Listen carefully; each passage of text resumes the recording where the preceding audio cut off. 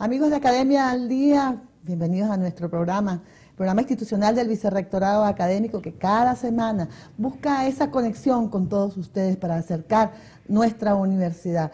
Por cierto que el Vicerrectorado Académico de nuestra Universidad de los Andes pues ha arribado a 40 años. Y en el marco de esta celebración pues ha habido muchas visitas y actos.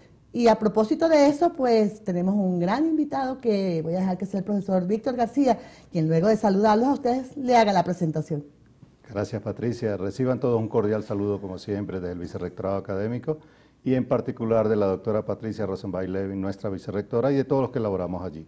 Efectivamente, una vez más tenemos un programa académico, donde vamos a estar hablando de investigación, de universidad y de pertinencia, y quién más que a nivel nacional nos puede hablar sobre el tema, y es el doctor Lombardi. Sí, sobre todo porque él ha hecho un trabajo importantísimo de investigación y lo ha traído a nuestra Universidad de los Andes a propósito de esa celebración que les mencionaba de los 40 años del Vicerrectorado Académico.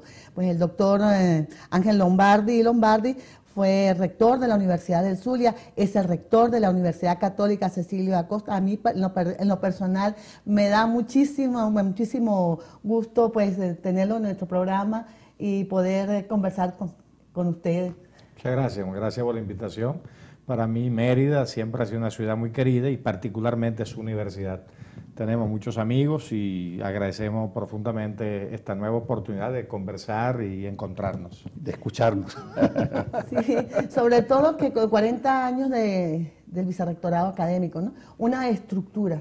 Estamos viendo una estructura, ¿no? Una estructura que ha sido fundamental, esencial en lo que es el desarrollo, el crecimiento y la proyección de las universidades. ¿Su opinión al respecto, doctor Lombardi? Bueno, una característica de los procesos sociales es que estos procesos se identifican o se expresan institucionalmente, y en la medida que una sociedad evoluciona, sus instituciones evolucionan y se vuelven más complejas.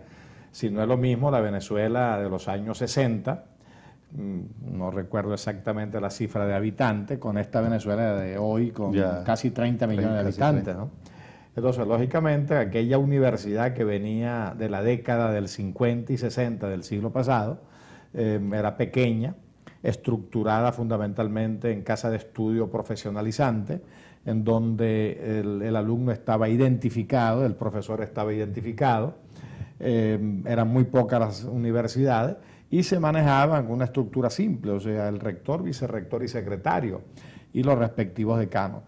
Pero con el boom matricular de los años 60, que de alguna manera se expresó después en la ley vigente actual del año 70, entonces ya estamos hablando de universidades complicadas, por decirlo así. Sí, sí.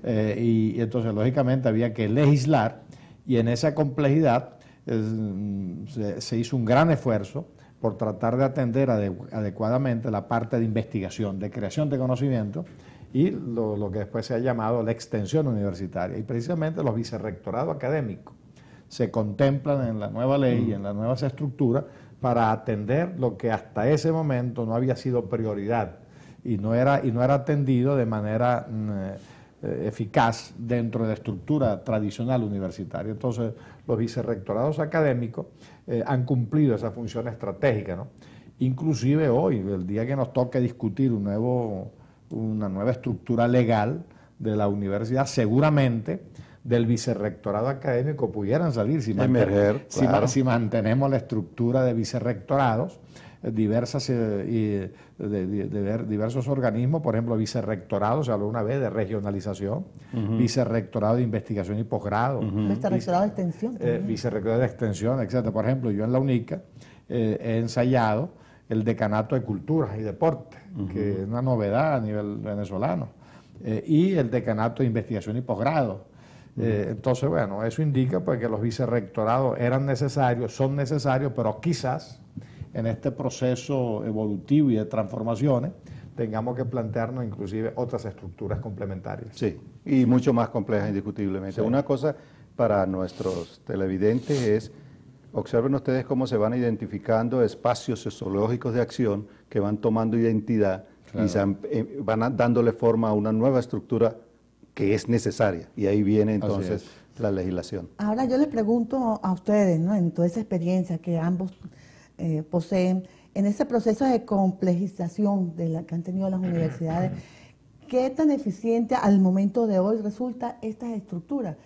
Hay que revisarla, porque inclusive muchos se dice que se han visto hasta subordinadas a los aspectos administrativos, ¿no?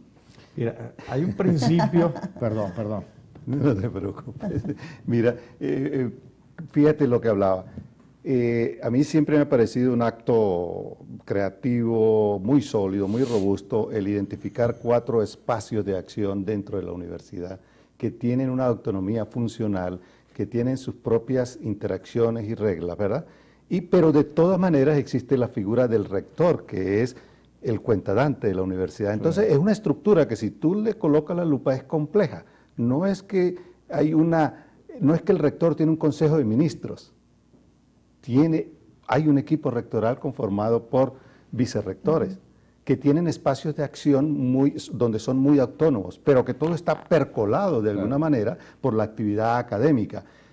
Lamentablemente tenemos 40 años, no tenemos 5 años, y la evolución natural de las cosas ha llevado a que en cierta forma hay unos espacios que se imponen sobre otros se subyugan, otros emergen, y en ese sentido quizás hoy podríamos decir nosotros, las universidades son víctimas un poquito de esas distorsiones que se presentan, pero que al fin y al cabo lo que tenemos que es una universidad por delante, del siglo XXI.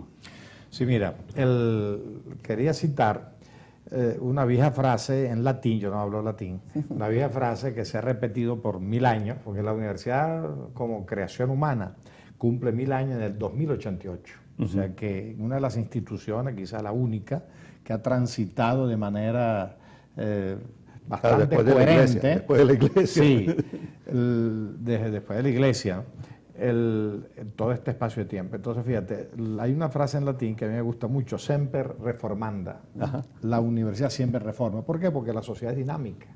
Si las estructuras sociales, económicas, políticas, culturales, etcétera, las mentalidades, forman parte de espacio en movimiento. Entonces, lógicamente, pretender que un modelo puede ser muy bueno en este momento, pero a medida que pasa el tiempo va a